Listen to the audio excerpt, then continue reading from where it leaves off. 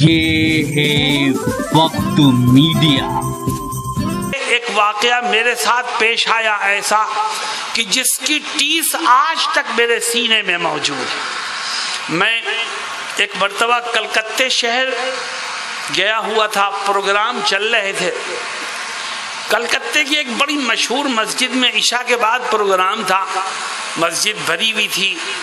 ایک صاحب بالکل میرے سامنے بیٹھے تھے، سفید داڑھی، بالکل عمر دراز آدمی۔ پروگرام کے بعد مجھ سے کہنے لگے کہ مسجد کے سامنے جو بلڈنگ ہے اس میں میرا گھر ہے، میں چاہتا ہوں کہ تھوڑی دیر کے لیے چلو اور میرے گھر بیٹھ جاؤ، میں چائے پیش کرنا چاہتا ہوں۔ میں نے کہا جناب مجھے دوسری جگہ جانا ہے، جلدی ہے۔ وہ مصر ہو گئے کہ نہیں چلو چلو چلو۔ خیر ہم چلے گئے، تھوڑی دیر بیٹھے ان کے پاس، تو وہ مجھ سے کہتے ہیں کہ میں یو پی کے مشہور شہر میرٹھ کا رہنے والا ہوں۔ میں نے کہا پھر کلکتے میں کیوں ہو؟ کہنے لگے کاروباری لحاظ سے میں کلکتے میں ہوں، میرا یہاں کاروبار ہے اور آج کل کاروبار بالکل ٹھپ ہے، دعا کرو اللہ میرا کام کسی طرح چلا دے۔ میں نے ان سے کہا کہ میں دعا کروں گا، لیکن ایک عمل ہے جو آپ آج سے شروع کر دیجئے، مجھے یقین ہے اللہ کاروباری الجھن کو دور کر دے گا۔ کہنے لگے کیا؟ میں نے کہا 29ویں پارے میں ایک صفحے کی ایک سورت ہے، سورہ مزمل، آپ صبح شام اس کو پڑھ کر کے دعا کریں، اللہ رب العزت اس کی برکت سے آپ کی کاروباری الجھنوں کو دور فرما دے گا۔ وہ چپ ہو گئے، چائے وائے پی کے ہم اٹھ گئے، نیچے آ کے گاڑی میں بیٹھنے لگے تو وہ صاحب پھر آئے اور میرے کان میں کہنے لگے کہ میرے کاروبار کے لیے دعا کریو۔ میں نے کہا بھائی میں دعا تو کروں گا، لیکن جو میں نے پڑھنے کو بتایا ہے آج سے شروع کر دو۔ جب میں نے دوبارہ کہا تو وہ آدمی اور قریب آیا اور بالکل میرے کان سے منہ لگا کے کہنے لگا مولوی صاحب میں قرآن کریم پڑھا ہوا نہیں ہوں۔ میرے سینے کو دھکا لگا، دل کو دکھ محسوس ہوا اور میں سوچنے لگا یہ انسان بوڑھا ہو گیا، اس کے پیر قبر میں لٹک گئے، لیکن آج بھی اس کو فکر ہے تو اپنے کاروبار کی فکر ہے، قرآن کو پڑھنے کی کوئی فکر نہیں۔ میرے دوستو یہ کسی ایک شخص کا حال نہیں ہے، آج امت کے اکثر لوگوں کا یہی حال ہے۔ نہ جوانوں کو قرآن سے کوئی تعلق ہے، نہ بوڑھوں کا قرآن سے کوئی تعلق ہے، نہ مردوں کو قرآن سے کوئی رغبت ہے اور نہ عورتوں کو قرآن کریم سے کوئی دلچسپی ہے۔ جب ہمیں اور تمہیں اللہ کے کلام سے دلچسپی نہیں تو اللہ کو ہماری کیا غرض پڑی ہے؟ وہ تو اعلان کرتا ہے، کیا کہتا ہے؟ واللہ الغنی وانتم الفقراء۔ اللہ کہتا ہے میں بڑا بے نیاز ہوں، تم میرے محتاج ہو، مجھے تمہاری کوئی ضرورت نہیں۔ تم نہیں پڑھتے نہ پڑھو، میں اپنا کلام کسی اور سے پڑھوا دوں گا۔ تم میرے دین پر نہیں چلتے مت چلو، میں کسی اور پر اپنے دین کو چلنے کے لیے کسی اور کو پیدا کر لوں گا، مجھے تم۔ تو دوستو یہ ہیں حضرت مولانا اشہد رشیدی صاحب جو صدر ہیں جمعیت علماء ہند اتر پردیش کے۔ اپنی زندگی کا یہ واقعہ انہوں نے سنایا، مسلمانوں آپ اس سے عبرت حاصل کر سکتے ہیں۔ جی ہاں دوستو، حضرت والا نے جو بیان اس جلسے میں اپنا دیا ہے اس کی ایک ایک بات جو ہے نوٹ کرنے کی ہے اور غور سے سننے کی، اس پر عمل کرنے کی ضرورت ہے۔ حکیم لقمان نے اپنے بیٹے کو کیا نصیحتیں کی وہ بھی آپ سنیے، کیونکہ حکیم لقمان نے اپنے بیٹے کو جو نصیحتیں کی ہیں وہ سبھی مسلمانوں کے لیے ہیں۔ جی ہاں دوستو، قرآن کی اہمیت بیان کرتے ہوئے اور کیا کہا حضرت مولانا اشہد رشیدی صاحب نے یہ جانیے، لیکن صرف 2 منٹ رک جائیے اور یہ جان لیجئے پروگرام کہاں ہوا، کس نے منعقد کیا۔ کہ 5 گھنٹے کا جلسہ کروانا ایسا ہی ہے جیسے کوئی اپنی بیٹی کی شادی کر رہا ہے، بڑی محنت سے لوگ منعقد کرتے ہیں جلسہ۔ تو جان لیجئے پروگرام کس نے آرگنائز کیا۔ 2 منٹ رکیے۔ یہ ہے وقت میڈیا۔ آئیے لے چلتے ہیں آپ کو ہندوستان کے سب سے بڑے صوبے اتر پردیش کے ضلع پرتاپ گڑھ کے بوجھوا گاؤں میں، جہاں 23 نومبر 2017 کو مدرسہ ہدایت الاسلام نے اپنا پہلا عظیم الشان جلسہ دستار بندی منعقد کیا۔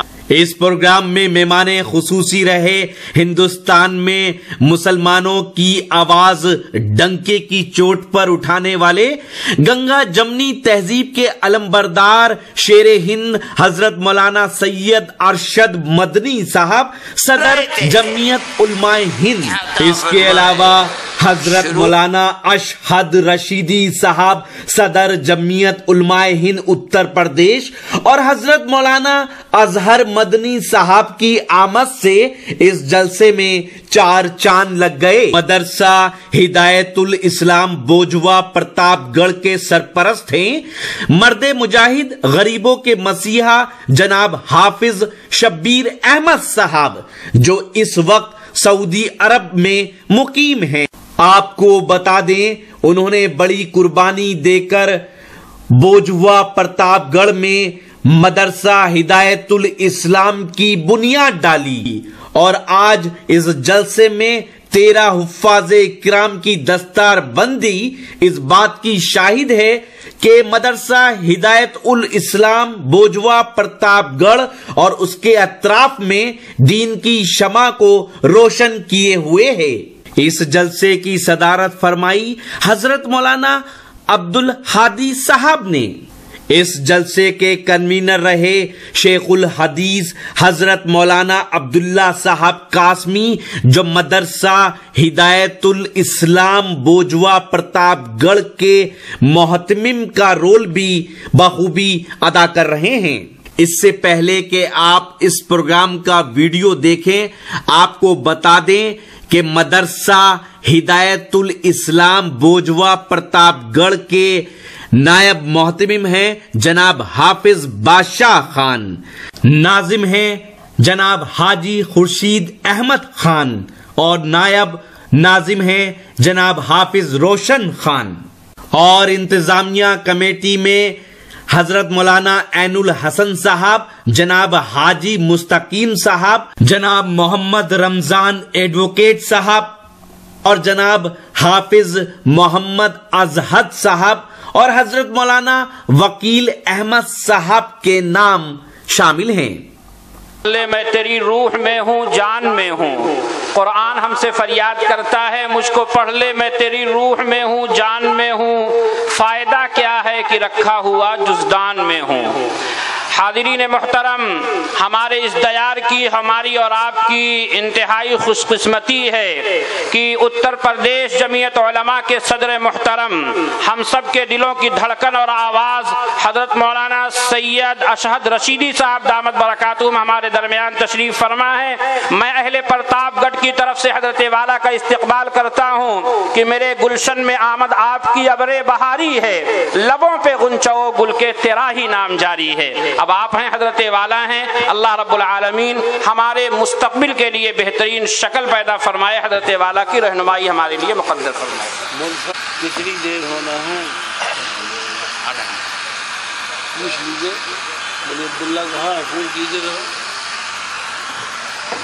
مولانا عبداللہ صاحب اگر قریب میں ہو تو اسٹیج پر آ جائیں۔ درود شریف پڑھ لو بھائی۔ اللهم صل على محمد وعلى آل محمد كما صليت على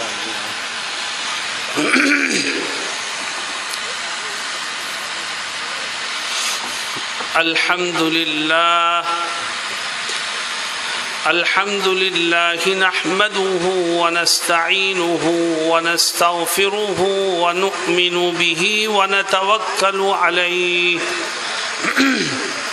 ونعوذ بالله من شرور أنفسنا ومن سيئات أعمالنا من يهده الله فلا مضل له ومن يضلله فلا هادي له ونشهد أن لا إله إلا الله وحده لا شريك له ونشهد أن سيدنا ونبينا وشفيعنا وسندنا ومولانا محمدا عبده ورسوله صلى الله تعالى عليه وعلى آله وصحبه وبارك وسلم. أما بعد، أعوذ بالله من الشيطان الرجيم. بسم الله الرحمن الرحيم. يا بني إنها إن تك مثقال حبة من خردل فتكن في صخرة أو في السماوات أو في الأرض يأت بها الله إن الله لطيف خبير. يا بني أقم الصلاة وأمر بالمعروف وانه عن المنكر واصبر على ما أصابك إن ذلك من عزم الأمور. صدق الله مولانا العظيم. حضرات علماء کرام، معزز حاضرین اور نوجوان ساتھیوں، آج کا یہ جلسہ بڑا بابرکت اور خیرات و برکات سے بھرپور جلسہ ہے، اور وجہ اس کی یہ ہے کہ اس جلسے کو قرآن کریم سے ایک طرح کی نسبت حاصل ہے۔ اللہ کا کلام بڑا معزز ہے، بابرکت کلام ہے، اس کلام سے جس چیز کا رشتہ جڑ جائے گا وہ بھی معزز اور بابرکت ہو جائے گی۔ ہم جس پروگرام میں بیٹھے ہیں، جس جلسے میں بیٹھے ہیں، یہ جلسہ دستار بندی ہے۔ دستار کن کے سروں پر بندھے گی؟ جنہوں نے قرآن کو پڑھا ہے، سیکھا ہے، یاد کیا ہے، حفظ کیا ہے، انہی کے سروں پر دستار بندھنی ہے۔ اس جلسے کو قرآن سے نسبت ہے، اس لیے اس میں بیٹھنا بھی عبادت، سننا بھی عبادت، کہنا بھی عبادت، اور پھر عمل کا جذبہ لے کر اٹھنا بھی کامیابی کا انشاءاللہ سنگ میل ثابت ہوگا۔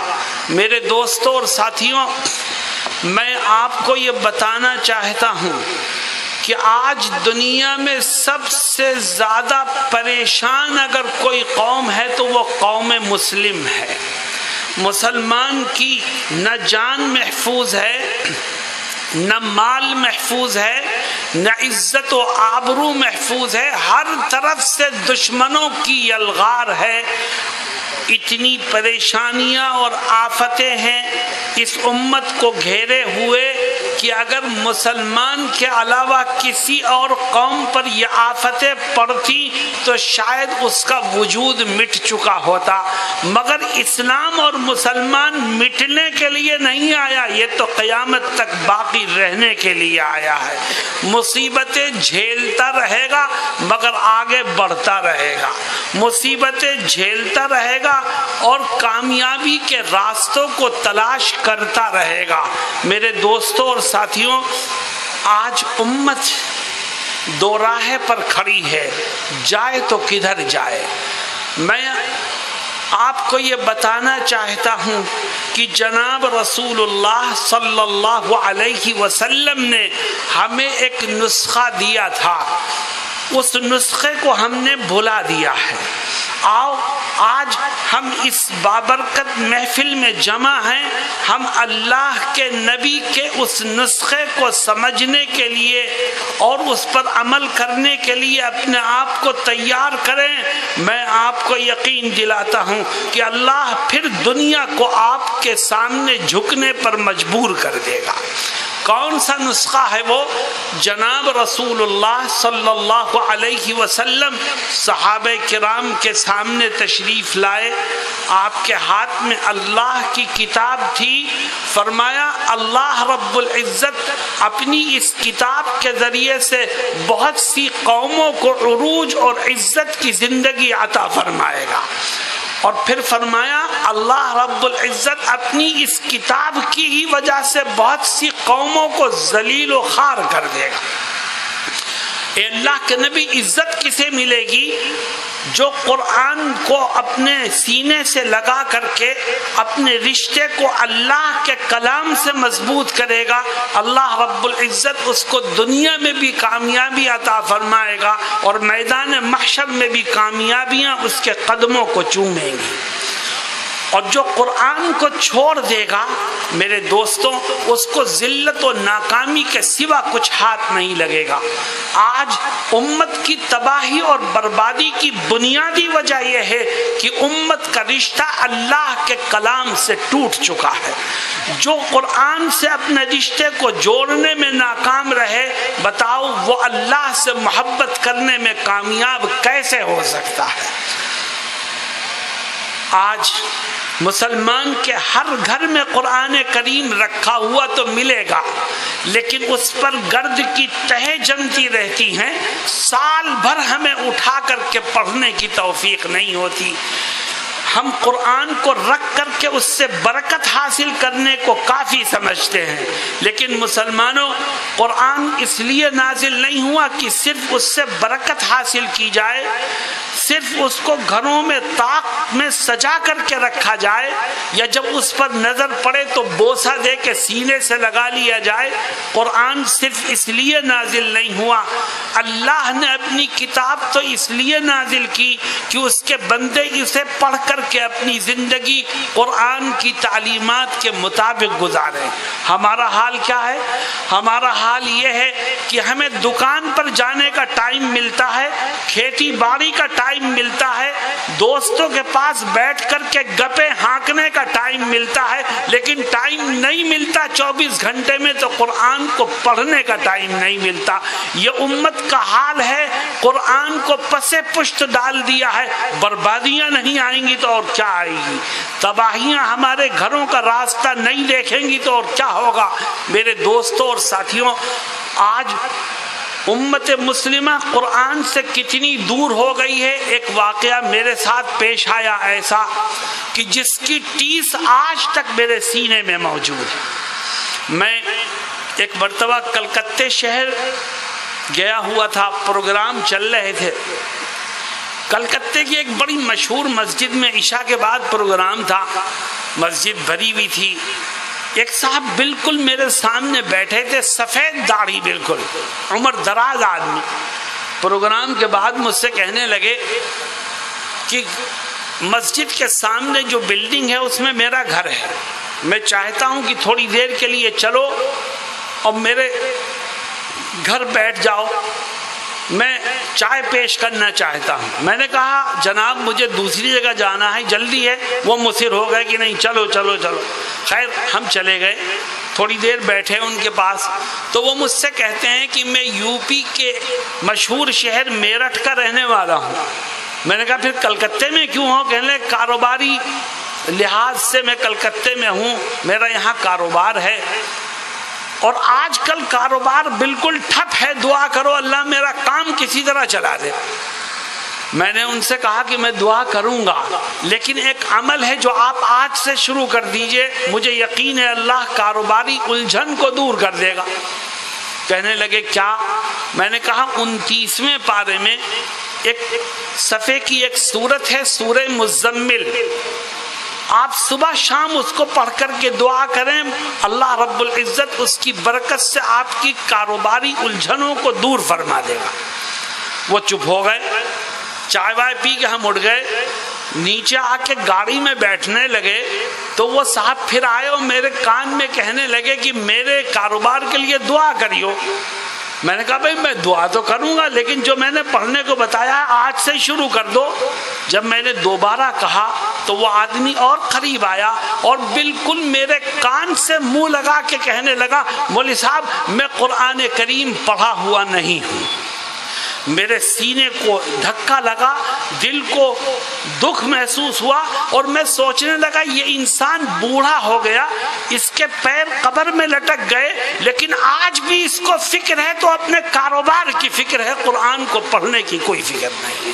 میرے دوستو یہ کسی ایک شخص کا حال نہیں ہے، آج امت کے اکثر لوگوں کا یہی حال ہے۔ نہ جوانوں کو قرآن سے کوئی تعلق ہے، نہ بوڑھوں کا قرآن سے کوئی تعلق ہے، نہ مردوں کو قرآن سے کوئی رغبت ہے اور نہ عورتوں کو قرآن کریم سے کوئی دلچسپی ہے۔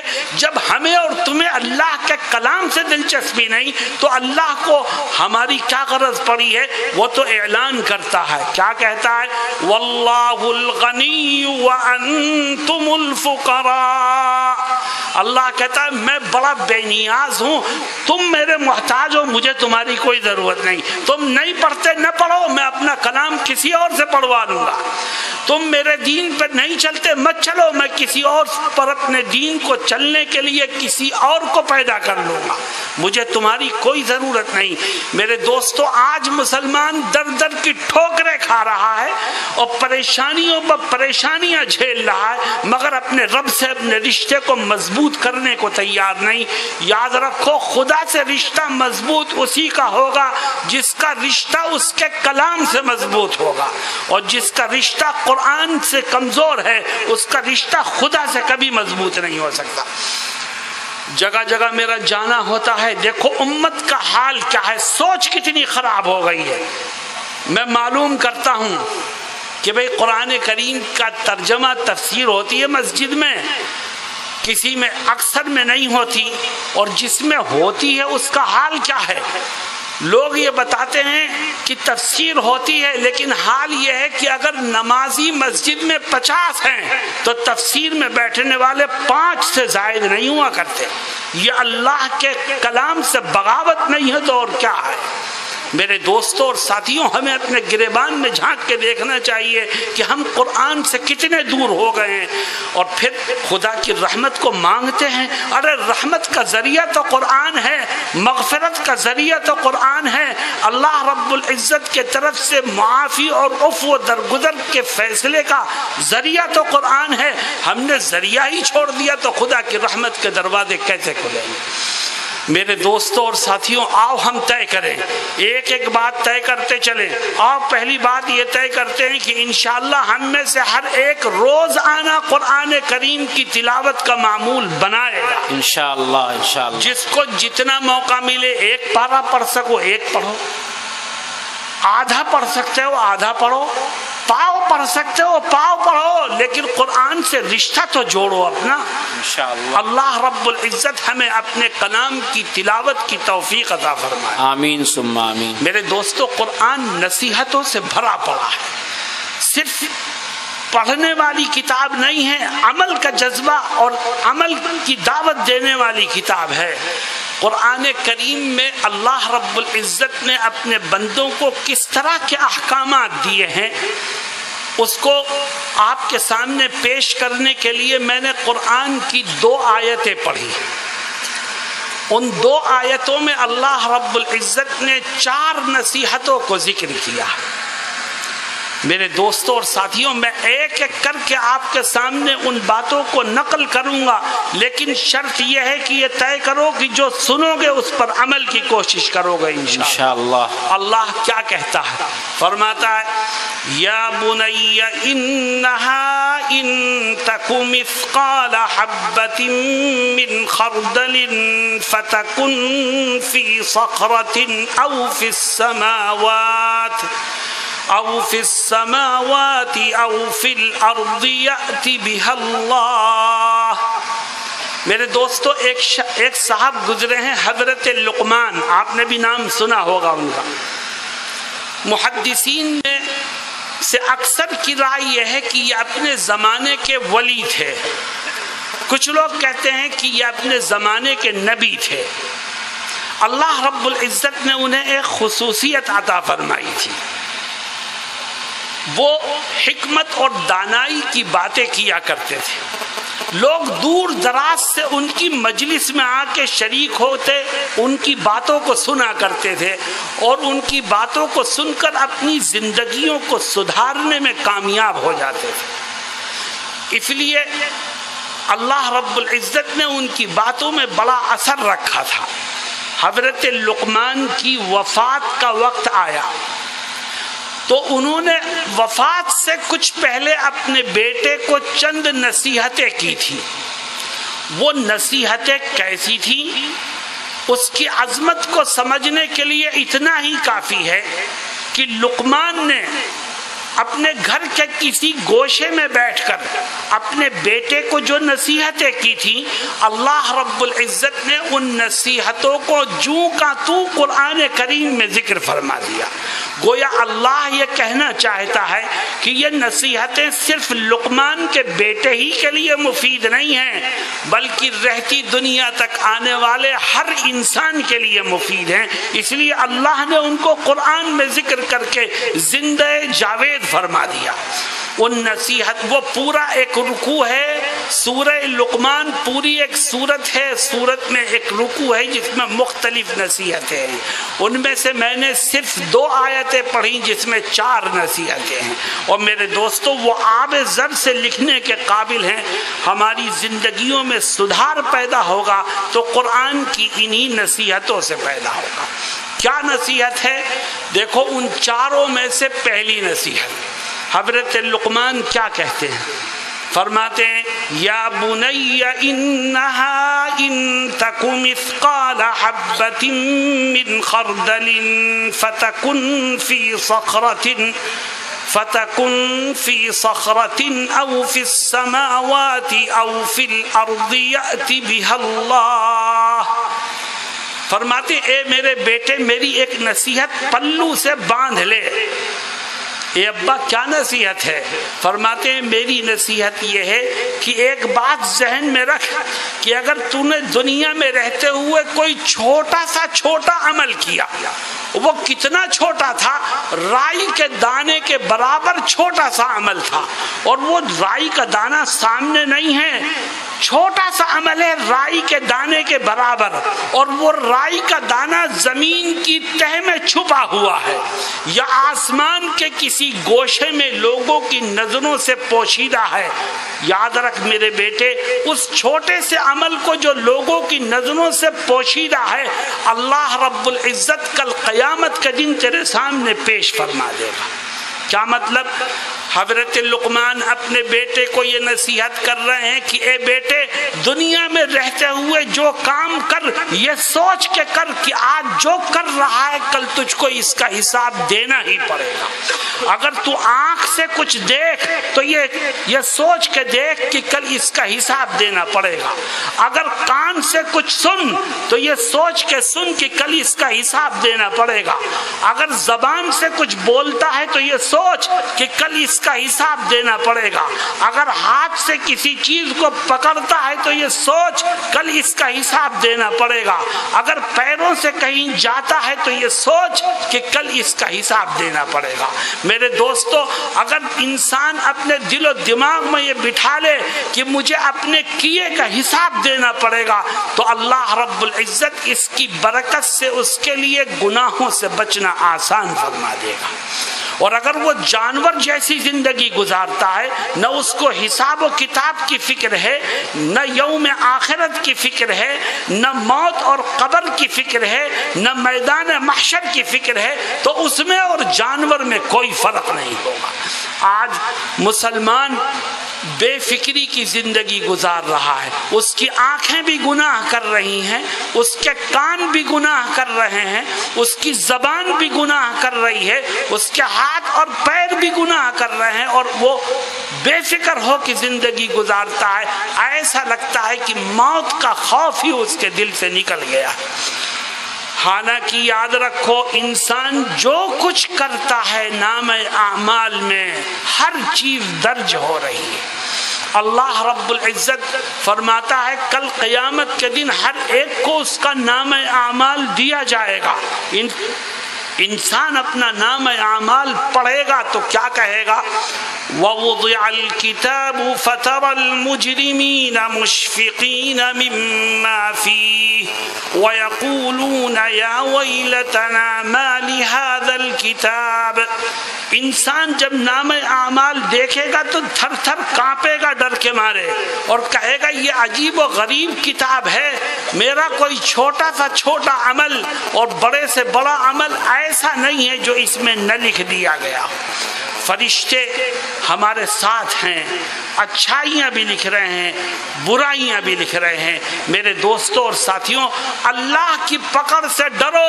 آؤ ہم طے کریں کہ انشاءاللہ زندگی کے ہر قدم پر ہم گناہوں سے بچنے کی کوشش کریں گے۔ جو آدمی اس یقین کے ساتھ زندگی گزارے گا کہ مجھے کل اپنے کیے کا حساب دینا ہے، اسے ملے گا کیا؟ دیکھو قرآن میدان محشر کی منظر کشی کرتا ہے اور اللہ کہتا ہے کہ کل میدان محشر میں کچھ خوش نصیب لوگ ایسے ہوں گے جن کا نام اعمال ان کے سیدھے ہاتھ میں ملے گا، اور کچھ بد نصیب ایسے ہوں گے جن کا نام اعمال الٹے ہاتھ میں ملے گا۔ جس کا سیدھے ہاتھ میں مل گیا اس کا حال کیا ہوگا؟ اللہ رب العزت فرماتا ہے وَأَمَّا مَنْ أُوتِيَ كِتَابَهُ بِيَمِينِهِ فَيَقُولُ هَاؤُمُ اقْرَءُوا كِتَابِيَهْ إِنِّي ظَنَنْتُ أَنِّي مُلَاقٍ حِسَابِيَهْ۔ اللہ کہتا ہے کچھ لوگ ایسے ہوں گے میدان محشر میں کہ جن کا نام اعمال سیدھے ہاتھ میں مل جائے گا۔ یاد رکھو، جس کا نام اعمال سیدھے ہاتھ میں ملا وہ خوشی سے اچھلتا اور کودتا پورے میدان محشر کے چکر لگائے گا اور ہر ایک کو دکھائے گا، کہے گا ہاؤم اقرؤوا کتابیہ، دیکھو پڑھو میرا نام اعمال، میرے رب نے میرے گناہوں کو معاف کر کے میری مغفرت کا فیصلہ کیا ہے۔ یاد رکھو مسلمانوں، کامیاب وہ نہیں ہے جس کے پاس بینک بیلنس ہو، کامیاب وہ نہیں ہے جس کے پاس زمین جائیداد ہو، کامیاب وہ نہیں ہے جس کے پاس گھوڑا اور گاڑیاں ہوں، کامیاب تو وہ ہے کہ جس کا نام اعمال کل قیامت کے دن اس کے سیدھے ہاتھ میں مل جائے۔ اللہ فرماتا ہے جس کو سیدھے ہاتھ میں مل گیا وہ پورے میدان محشر کا چکر لگائے گا، ہر ایک کے پاس جائے گا، خوشی سے پھولے نہیں سمائے گا اور لوگوں کو دکھاتا پھرے گا کہ دیکھو پڑھو میرا نام اعمال، میرے رب نے میرے ساتھ کتنا خیر کا فیصلہ کیا۔ اور پھر میدان محشر میں کھڑے ہو کے تقریر کرے گا۔ کیا تقریر کرے گا؟ وہ سننے کی چیز ہے، کہے گا دیکھو آج اللہ نے نام اعمال مجھ کو سیدھے ہاتھ میں دیا ہے، اے لوگوں تمہیں پتا ہے یہ سیدھے ہاتھ میں مجھے کیوں ملا؟ کہے گا انی ظننت انی ملاق حسابیہ، یہ نام اعمال مجھے سیدھے ہاتھ میں اس لیے ملا کہ میں دنیا کی زندگی میں اس بات پر یقین رکھتا تھا اور میں نے پوری زندگی اس یقین کے ساتھ گزاری ہے کہ آج میں جو کچھ کروں گا کل مجھ کو اس کا حساب دینا ہی پڑے گا۔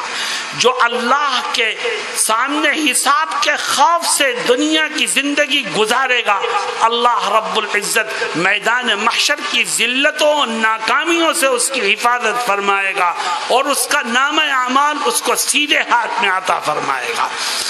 میرے دوستو، سیدھے ہاتھ میں جس کو مل گیا نام اعمال اس کا کیا ہوگا؟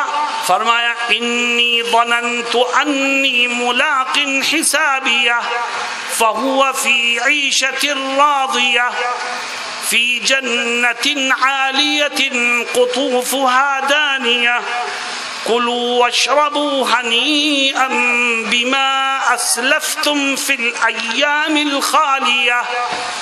میرے دوستو، اس کے برخلاف وہ شخص جس کا نام اعمال الٹے ہاتھ میں ملے گا اس کا انجام کیا ہوگا؟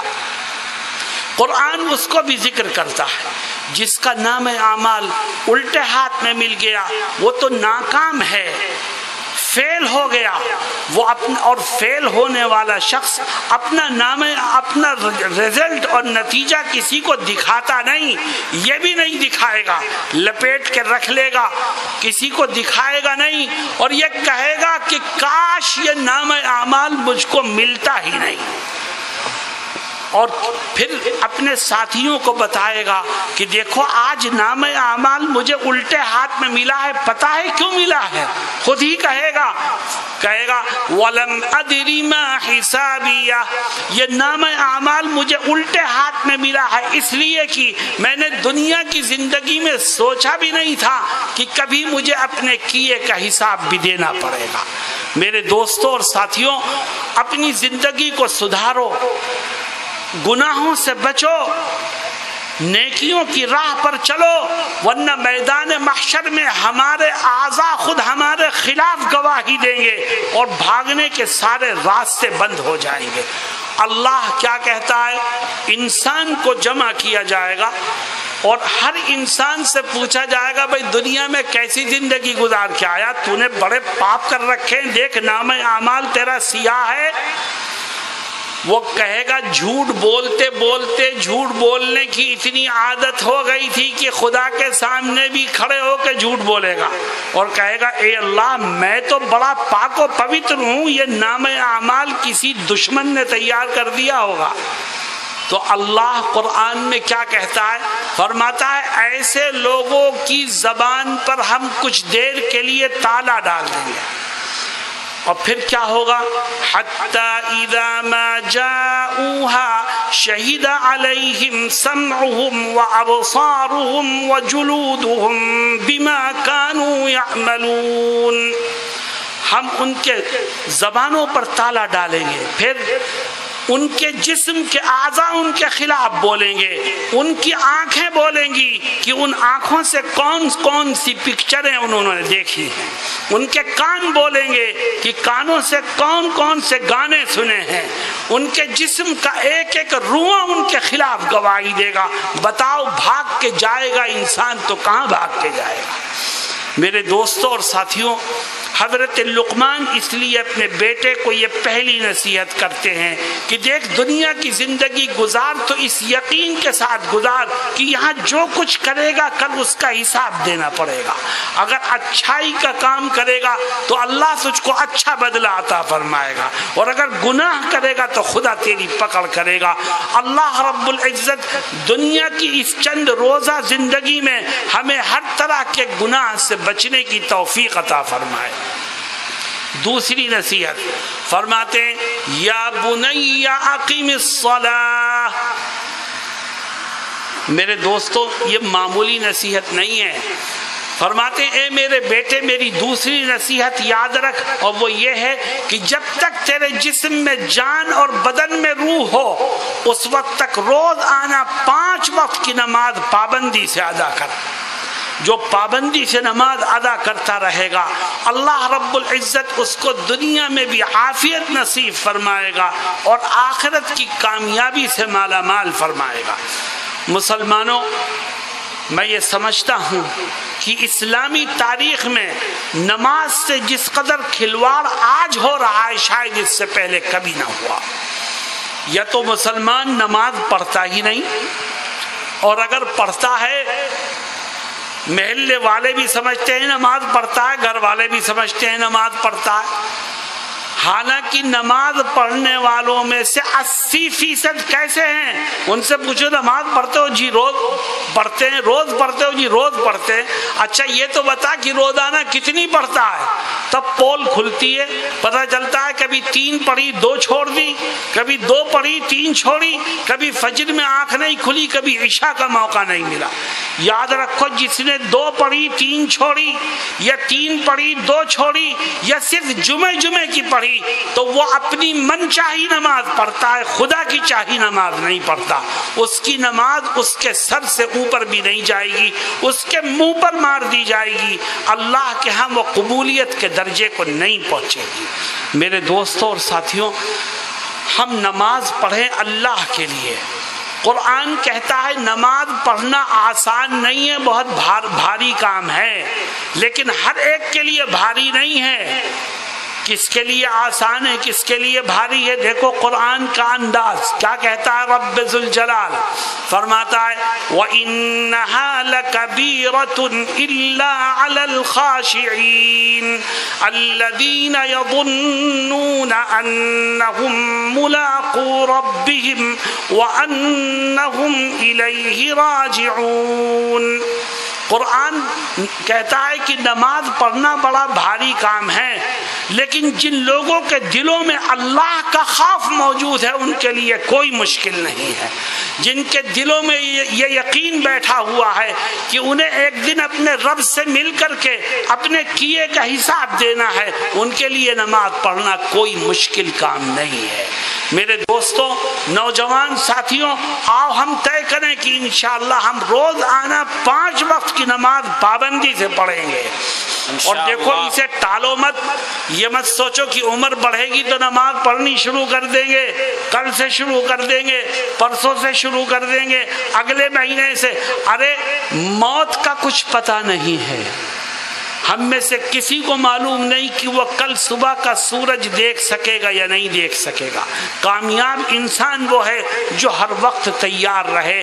اللہ رب العزت سے اس بات کا عہد کرو کہ اللہ جب تک جسم میں جان ہے اور بدن میں روح ہے انشاءاللہ روز آنا 5 وقت کی نماز پابندی سے پڑھیں گے انشاءاللہ۔ بیمار ہوں گے تب بھی پڑھیں گے، صحت مند ہوں گے تب بھی پڑھیں گے، گھر پہ ہوں گے تب بھی پڑھیں گے، سفر میں ہوں گے تب بھی پڑھیں گے، اور انشاءاللہ پڑھتے پڑھتے مریں گے اور مرتے مرتے پڑھیں گے۔ پھر دیکھو مصیبتوں کے بادل کیسے چھٹتے ہیں اور کامیابیاں تمہارے قدموں کو کیسے چومتی ہیں۔ حضرت لقمان اپنے بیٹے کو تیسری نصیحت کرتے ہیں۔ دیکھو پہلی نصیحت یہ تھی کہ اے میرے بیٹے دنیا میں جب بھی کوئی کام کر تو یہ سوچ کے کر کہ کل اس کا حساب دینا پڑے گا۔ دوسری نصیحت یہ کہ اے بیٹے جب تک جسم میں جان ہے بدن میں روح ہے روز آنا 5 وقت کی نماز پابندی سے ادا کر۔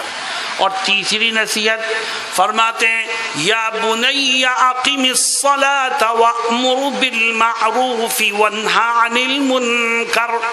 اے میرے بیٹے میری تیسری نصیحت یہ ہے کہ جو جلسے میں شریک ہو کر کسی عالم کے پاس بیٹھ کر جماعت میں جا کر مدرسے میں داخلہ لے کر جو دین کی باتیں تو سیکھ رہا ہے اس کو اپنے تک مت رکھ بلکہ دوسروں تک پہنچانے کی بھی کوشش کر۔ اگر دین کی باتیں تو نے سیکھ کر کے دوسروں کو پہنچائی تو تجھے کیا ملے گا؟ حدیث شریف میں حضرت محمد مصطفیٰ صلی اللہ علیہ وسلم فرماتے ہیں جس نے کوئی خیر کی بات دین کی بات دوسروں تک پہنچائی اور اس سے سن کر کے کوئی اس خیر کی بات پر عمل کرے گا تو جتنا ثواب عمل کرنے والے کو ملے گا اللہ رب العزت اتنا ہی ثواب خیر کی بات اس تک پہنچانے والے کو بھی عطا فرمائے گا۔ تو تجھے گھر بیٹھے اجر و ثواب ملے گا، تو دین کو پھیلانے دین کی باتیں بتانے کی فکر کر اور شروعات اپنے گھر سے کر۔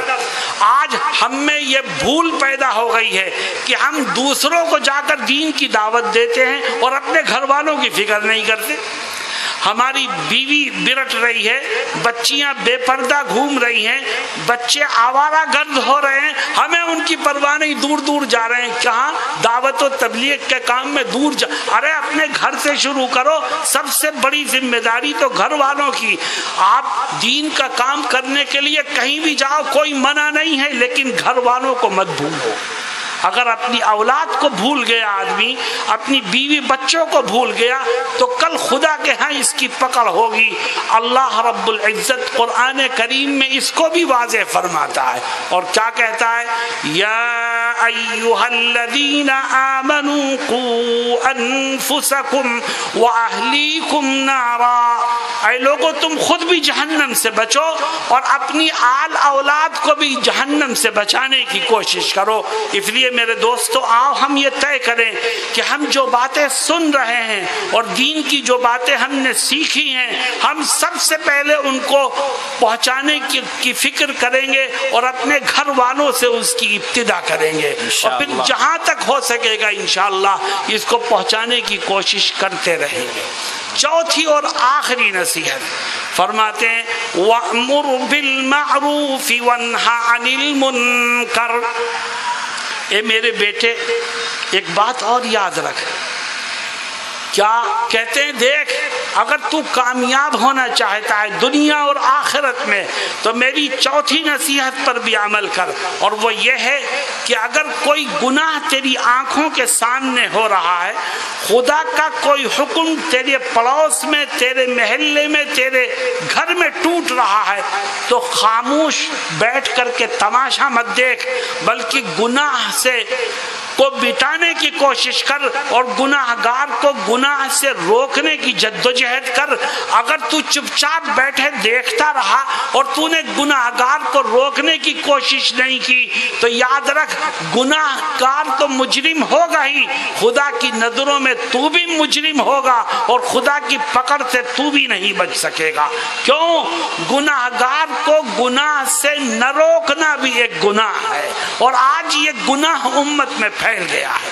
ہمارے گھروں میں گناہ ہو رہا ہے، ہمارے پڑوس میں گناہ ہو رہا ہے، ہمارے جان پہچان والوں میں گناہ ہو رہا ہے، ہم چپ بیٹھے رہتے ہیں اور منہ بند کیے رہتے ہیں، کچھ کہنے کو تیار نہیں۔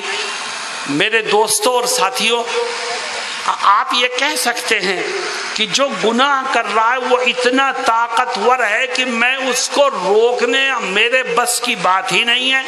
نبی کریم صلی اللہ علیہ وسلم ہماری اور آپ کی اس کمزوری سے واقف ہے، اس لیے ایک روایت میں کیا فرماتے ہیں، کہتے ہیں گناہ کرنے والے کو اگر تیرے اندر اتنی طاقت ہے کہ تو ہاتھ پکڑ کے اس کو پیچھے ڈھکیل سکتا ہے تو خاموش مت رہ، ہاتھ پکڑ کے اس کو دھکا دے اور گناہ سے اس کو دور کر دے۔ اور پھر آگے کیا فرماتے ہیں، کہتے ہیں اگر تیرے اندر اتنی طاقت نہیں ہے کہ تو اس کو ہاتھ پکڑ کے پیچھے ڈھکیل دے تو رک کر کے کم سے کم اپنی زبان سے ہی یہ کہہ دے کہ تم جو کر رہے ہو یہ گناہ ہے، حرام ہے، ناجائز ہے، اس سے بچنے کی کوشش کرو۔ اگر تو ہاتھ سے نہیں روک سکتا تو زبان سے روک، اور اگر تو اتنا کمزور ہے کہ نہ ہاتھ سے روک سکتا ہے نہ زبان سے روک سکتا ہے تو آقا کیا فرماتے ہیں، کہتے ہیں گناہ کو جب دیکھ تو اپنے دل میں اس بات کا عزم کر کہ اے اللہ جب تو مجھے طاقت دے گا تو میں اس گناہ کو مٹا کر کے دم لوں گا۔ اور اگر تو نے دل میں اس بات کا خیال بھی نہ آنے دیا تو اس کا مطلب یہ ہے کہ تیرے پاس ایمان نام کی کوئی چیز نہیں ہے۔ یہ تو ایمان کا سب سے کمزور درجہ تھا کہ تو دل سے اس کو مٹانے کی فکر کر، لیکن تیرے دل میں بھی اس کی نفرت نہیں آئی، مٹانے کا جذبہ پیدا نہیں ہوا، تو اس کا مطلب یہ ہے کہ ایمان نام کی کوئی چیز تیرے پاس نہیں ہے۔ میرے دوستوں اور ساتھیوں، آج ہو کیا رہا ہے، ہم دیکھتے ہیں گناہ ہوتا ہے مگر ہم نہیں روکتے۔ گاؤں میں گناہ ہو رہا ہے، محلے میں گناہ ہو رہا ہے، ہم چپ چاپ گزر جاتے ہیں۔ کیوں؟ ہم یہ سوچتے ہیں کہ اگر ہم گناہ گار کو روکیں گے تو ہو سکتا ہے وہ پلٹ کے ہمیں کچھ کہہ دے، گالی دے دے، دھکا دے دے، برا کہہ دے تو ہماری عزت خاک میں مل جائے گی، لہذا جو کر رہا ہے اسے کرنے دو، اپنی عزت بچاؤ۔ گویا ہم اپنی عزت کو بچانے کی فکر میں گناہ کو پروان چڑھنے دیتے ہیں۔ میرے دوستو یاد رکھو، تمہارے بزرگوں نے تو اس دین کے لیے اپنی گردنوں کو کٹوایا ہے، تم اپنی عزت کی فکر کر رہے ہو، حالانکہ قسم ہے رب ذوالجلال کی، دین باقی رہے گا تو تمہاری عزت بھی باقی رہے گی، اور اگر دین داؤں پر لگے گا تو دنیا کی کوئی طاقت تمہیں عزت نہیں دلا سکتی۔ میرے دوستوں اور ساتھیوں، اسلام آج ختم ہو رہا ہے اور خود مسلمان گناہوں کی چکی میں پس رہا ہے، لیکن ہم دیکھتے ہیں وہ گردن جھکا کے گزر جاتے ہیں۔ حضرت لقمان کہتے ہیں نہیں، گناہگار کو گناہ سے روکنے کی کوشش کر۔ اور آگے کیا کہتے ہیں بیٹے سے؟ کہتے ہیں اے بیٹے، اچھی باتیں بتانے میں تیرا کسی سے ٹکراؤ نہیں ہوگا، لڑائی اور جھگڑا نہیں ہوگا، اختلاف نہیں ہوگا، ہاں گناہ سے روکنے میں ٹکراؤ ہوگا۔ تجھے گالیاں بھی مل سکتی ہیں، تجھے دھکے بھی مل سکتے ہیں، تیرے ساتھ بدسلوکی بھی ہو سکتی ہے، اس وقت تیرا کام کیا ہے؟ فرماتے ہیں وَاصْبِرْ عَلَى مَا أَصَابَكَ، برائیوں سے روک، اور اس راستے میں جو کٹھنائیاں سامنے آئیں، جو پریشانیاں سامنے آئیں، اس کا پلٹ کے جواب مت دینا، بلکہ اللہ کے لیے صبر کرنا۔ اللہ تجھے دنیا میں بھی اس کا بہترین بدلہ دے گا اور آخرت میں بھی بہترین بدلہ عطا فرمائے گا۔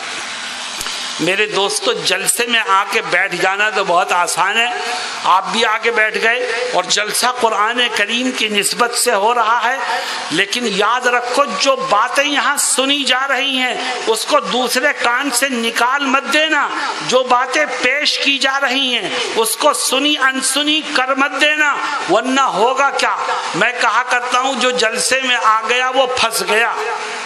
اب جلسے میں آنے کے بعد سنی ہوئی بات کو بھلا نہیں سکتا، وہ پھنس گیا۔ جو سنا ہے اس پر عمل کرنا اس کے لیے لازم اور ضروری ہے۔ دیکھو 4 نصیحتیں آ گئی آپ کے سامنے، اور جو آپ نے سنا ہے دل و دماغ میں بٹھاؤ اور طے کرو کہ انشاءاللہ ہم اس پر عمل کریں گے۔ انشاءاللہ اگر نہیں کرو گے تب کیا ہوگا؟ ایک آیت سنا کے بات اپنی ختم کرتا ہوں، اگر نہیں کرو گے تب کیا ہوگا؟ قرآن کیا کہتا ہے؟ اللہ فرماتا ہے وَمَنْ أَعْرَضَ عَنْ ذِكْرِي فَإِنَّ لَهُ مَعِيشَةً ضَنْكًا وَنَحْشُرُهُ يَوْمَ الْقِيَامَةِ أَعْمَى قال رب لم حشرتنی اعمی وقد كنت بصیرا۔ اللہ رب العزت فرماتا ہے کہ وہ شخص جس کے سامنے میری باتوں کو پیش کیا جائے اور وہ اس پر عمل کرنے کے بجائے پیٹھ دکھا کر کے آگے بڑھ جائے، اس کا انجام کیا ہوگا؟ سنو، وہ لوگ جنہوں نے اپنے چہروں سے داڑھیاں منڈوا رکھی ہیں وہ بھی سن لیں کہ کل صبح کو اگر اٹھنے کے بعد شیشے کے سامنے کھڑے ہو کر تم نے اپنی داڑھی پر ریزر پھیرا تو یاد رکھو آج اگر داڑھی منڈا کر کے نالی میں بہاؤ گے تو کل قیامت کے دن اس کا بھی حساب دینا ہی پڑے گا۔ حضرت لقمان اپنے بیٹے کو نصیحت کر کے آئے ہیں کہ ہر کام اگر تو سنتوں کو پیروں تلے روند رہا ہے تو سن کر اس کا حساب دینا پڑے گا۔ میں یہ باتیں بتا چکا ہوں، اب سنو اس کا انجام۔ جو ان باتوں کو سنے ایک کان سے اور نکال دے دوسرے کان سے۔ اللہ رب العزت فرماتا ہے میں ایسے شخص کو 2 طرح کے عذاب میں گرفتار کروں گا، ایک عذاب اس کو دنیا میں ہوگا اور دوسرا عذاب اس کو قیامت کے دن ہوگا۔ اے اللہ دنیا میں کیا عذاب ہوگا؟ فرماتا ہے وَمَنْ أَعْرَضَ عَنْ ذِكْرِي فَإِنَّ لَهُ مَعِيشَةً ضَنْكًا، جو میری باتوں کو سن کر کے اور پیٹھ دکھا کر کے آگے بڑھ جائے گا میں اس کو پہلا عذاب یہ دوں گا کہ میں اس کی زندگی کے چین و سکون کو چھین لوں گا۔ اس کے پاس زمینیں بھی ہوں گی، اس کے پاس گھر بھی ہوں گے، اس کے پاس پیسے اور مال و دولت بھی ہوگا، لیکن نہیں ہوگا تو چین و سکون نہیں ہوگا۔ اور چین و سکون ایسی چیز نہیں ہے جو دکان سے خرید کر کے لے آئی جائے، جو پیسے سے حاصل کر لی جائے۔ چین و سکون تو اللہ کی یاد ہی میں مل سکتا ہے۔ قرآن کہتا ہے الا بذکر اللہ تطمئن القلوب، اللہ کو یاد کرنے ہی میں دل کو چین و سکون کی دولت میسر آ سکتی ہے۔ اس لیے میرے دوستو اللہ رب العزت پہلا عذاب ذکر کرتا ہے اس شخص کا جو دین کی باتوں کو سنے پھر بھلا دے کہ میں اس کے چین و سکون کو چھین لوں گا، اور دوسرا عذاب تو بڑا بھیانک ہے۔ فرماتا ہے وَنَحْشُرُهُ يَوْمَ الْقِيَامَةِ أَعْمَى، اور دوسرا عذاب یہ ہے کہ ایسے شخص کو کل قیامت کے دن جب میں اس کی قبر سے اٹھاؤں گا تو اندھا کر کے اٹھاؤں گا۔ اس کے آنکھوں کی روشنی ختم ہو چکی ہوگی، وہ گرتا پڑتا، سہارے لیتا، ٹٹولتا ہوا کسی طرح رب ذوالجلال کی خدمت میں پہنچے گا اور سوال کرے گا۔ اللہ اس کے سوال کو بھی ذکر کرتا ہے اور اپنے جواب کو بھی ذکر کرتا ہے۔ کیا سوال کرے گا؟ کہے گا قال رب لم حشرتنی اعمی وقد كنت بصیرا، اے رب ذوالجلال، میں جب دنیا میں تھا تو میری آنکھیں تھیں، روشن تھی، میں ان سے ہر چیز کو دیکھ سکتا تھا، اے خدا آج تو نے مجھے قبر سے اٹھایا تو اندھا کر کے کیوں اٹھایا؟ اللہ اس کا جواب بھی دے گا، اور کیا دے گا؟ فرماتا ہے قال كذلك اتتك آیاتنا فنسیتها وكذلك اليوم تنسى وكذلك نجزي من اسرف ولم يؤمن بآیات ربه ولعذاب الآخرة اشد وابقى۔ اللہ کہے گا تیری آنکھیں روشن تھیں، یقیناً تجھے دنیا میں ہر چیز نظر آ رہی تھی، لیکن تیرے سامنے میری باتیں پیش کی گئیں، میری تعلیمات پیش کی گئیں، میرے احکامات پیش کیے گئے، لیکن تو نے سنی انسنی کر دی۔ یاد رکھ کل تو نے دنیا میں میری باتوں کو بھلا دیا، آج میں تجھ کو بھلا دیتا۔ میرے دوستو، میدان محشر میں قیامت کے دن اگر اللہ بھلا دے تو بتاؤ وہ کون سا در ہوگا جہاں جا کر انسان رحم و کرم کی بھیک مانگے گا۔ اس لیے میرے دوستوں اور ساتھیوں، جو بات سنی ہے اور انشاءاللہ آگے سنو گے، اس بات کا عہد کرو کہ انشاءاللہ ہم اپنی زندگیوں کو سدھاریں گے اور ان باتوں پر عمل کریں گے انشاءاللہ۔ میں 5 منٹ میں آخری بات کہہ کے بات ختم کرتا ہوں۔ آج کل ہمارے ملک میں حالات خرابی کی طرف جا رہے ہیں۔ فرقہ پرست طاقتیں دیش کو نفرت کی سیاست کی آگ میں جھونکنا چاہتی ہیں اور ہندو اور مسلم کو آپس میں ٹکرا کر کے اپنا الو سیدھا کرنا چاہتے ہیں۔ میں آپ سے یہ پوچھتا ہوں کہ اگر ملک میں نفرت کی سیاست پروان چڑھے گی اور فسادات اور جھگڑے ہوں گے تو بتاؤ اس میں دیش کا نقصان ہے کہ نہیں ہے؟ بولو بھائی، نقصان ہے دیش کا۔ صرف مسلمانوں کا نقصان نہیں ہے، دیش کے ہر فرد کا نقصان ہے، ہر فرد کا۔ اور ہمیں اس دیش سے پیار ہے، بے شک۔ ہمارے بزرگوں کہ خون کی مہک اس دیش کی مٹی میں ملی ہوئی ہے، بے شک۔ ہمارے بزرگوں کی جدوجہد کی نتیجے میں دیش کو آزادی ملی ہے۔ یہاں ہماری مسجدیں ہیں، ہمارے مدرسے ہیں، ہماری خانقاہیں ہیں، ہماری دینی تحریکات اور جماعتیں ہیں۔ ہمیں اس دیش سے پیار ہے، ہم یہاں رہتے ہیں، پلتے اور پھولتے ہیں، یہاں پروان چڑھ رہے ہیں۔ ہم اس دیش کو برباد ہوتا نہیں دیکھ سکتے انشاءاللہ، بے شک۔ آج دیش کو نقصان پہنچانے کے لیے ملک میں موجود اقلیت اور اکثریت میں مذہبی بنیاد پر نفرت کو پھیلانے کی کوشش ہو رہی ہے۔ ہم یہ کہتے ہیں نفرت کے سوداگر اس دیش کے وفادار نہیں، دیش کے غدار ہیں۔ ہمیں ان غداروں کے مقابلے پر آ کر دیش کو بچانے کے لیے قربانیاں دینی چاہیے۔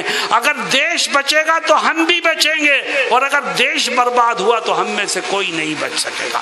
مجھے بتاؤ کہ دیش کو بچانے کے لیے میدان میں آنے کو تیار ہو؟ انشاءاللہ، بے شک۔ دیکھو ابھی آپ نے حضرت لقمان کی نصیحتیں سنی ہیں، اس میں آخری نصیحت ہے وَنْہَ عَنِ الْمُنْکَرِ، گناہوں سے روکو۔ یاد رکھو جس طرح شراب پینا گناہ ہے، زنا کرنا گناہ ہے، جس طرح سے الٹی سیدھی حرکتیں کر کے اپنے رب کو ناراض کرنا حرام اور گناہ ہے، اسی طرح کسی بے قصور پر ظلم کرنا بھی گناہ ہے۔ ہمارے اوپر لازم ہے کہ ہم ظالم کے ہاتھ کو پکڑ کر کے اس کو ظلم کرنے سے روکیں، ورنہ حضرت لقمان کی اس نصیحت پر عمل کرنے والے ہم نہیں بن سکتے۔ آج فرقہ پرست طاقتیں ظلم کر رہی ہیں، ہندوؤں پر بھی، مسلمانوں پر بھی، اور اس دیش پر بھی۔ ہم بیٹھ کر تماشا نہیں دیکھ سکتے۔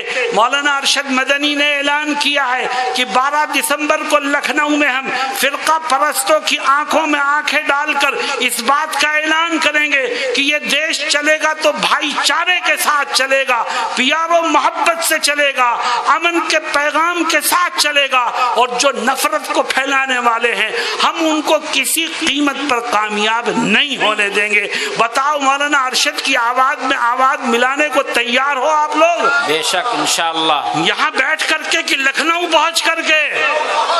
याद रखो मुसलमानों, जो इस वक्त नफरत के सौदागर बने हुए हैं वो इस देश को हिंदू राष्ट्र बना करके मुसलमानों को उनके मजहब से दूर करना चाहते हैं। मुसलमानों अहद करो कि हम मुसलमान हैं, इंशाअल्लाह मुसलमान रहेंगे, और इंशाअल्लाह इस्लाम पर ही हमारी मौत आएगी। और हम अपने ही ईमान की हिफाजत नहीं करेंगे, हम अपनी नस्लों के ईमान की भी हिफाजत करेंगे। इसलिए फिरका परस्तों को कामयाब नहीं होने देंगे। मैं आपसे पूछता हूं कि 12 दिसंबर को लखनऊ में होने वाले प्रोग्राम में यहाँ से कितने लोग जा सकते हैं? पूरा इलाका इंशाअल्लाह। जितने लोग बैठे हैं सब जाएंगे इंशाअल्लाह। देखो ये दीन का काम है, ये दीन ने हमें सिखाया है कि जालिम को जालिम कहो, दीन ने हमको सिखाया है कि मजलूम की हिमायत के लिए सामने आओ। जिस तरह नमाज पढ़ना दीन, जिस तरह रोजा रखना दीन, जिस तरह कुरान पढ़ना दीन, इसी तरह इस्लाम के दुश्मनों के मुकाबले के लिए मैदान में आना भी दीन का काम है। मेरे दोस्तों और साथियों, आप निकलोगे, अल्लाह आपको हर कदम पर अजर व सवाब अता फरमाएगा। अल्लाह रब्बुल इज्जत मेरे कहने और आपके सुनने को कबूल फरमाए, और फिर हम सब के लिए अमल की राहों को आसान फरमाए। व आखिरु दावाना अल्हम्दुलिल्लाहि रब्बिल आलमीन। खाके वतन से मुझको अकीदत है दोस्तों, इस देश की दिल में मोहब्बत है दोस्तों, इत्तेहाद में मुल्क की क़ुव्वत है दोस्तों, भारत को एकता की ज़रूरत है दोस्तों। भारत को आज, भारतीय मुसलमान और यहाँ की आवाम को आज रहनुमाई की ज़रूरत है। मैं इस स्टेज पर बैठे हुए इल्म व अमल के नजूम और सितारों में से हर एक के लिए तमन्ना रखता हूँ कि हर एक को दावत स्टेज दूँ, मगर वक्त की तंग दामानी इसकी इजाज़त नहीं देती। इसलिए तमाम उलमा के सरपरस्त अगर आप और दीनी जलसे देखना चाहते हैं, मुशायरे देखना चाहते हैं, कवि सम्मेलन देखना चाहते हैं, या और पॉलिटिकल प्रोग्राम या कुछ और वीडियो, तो आज ही हमारे YouTube चैनल को सब्सक्राइब कीजिए। पता है www.youtube.com/C/वक्त मीडिया। और आप चाहते हैं कि आपके दीनी जलसे हों, मुशायरे हों, कवि सम्मेलन हों, जो आप ऑर्गेनाइज करा रहे हों किसी भी शहर में, तो आप हमारी टीम को बुलवाना चाहते हो तो हमसे कांटेक्ट कीजिए। हमारा कांटेक्ट और व्हाट्सएप नंबर है 9997640286। अब अपने दोस्त शफीक खान को दीजिए इजाजत। अल्लाह हाफिज।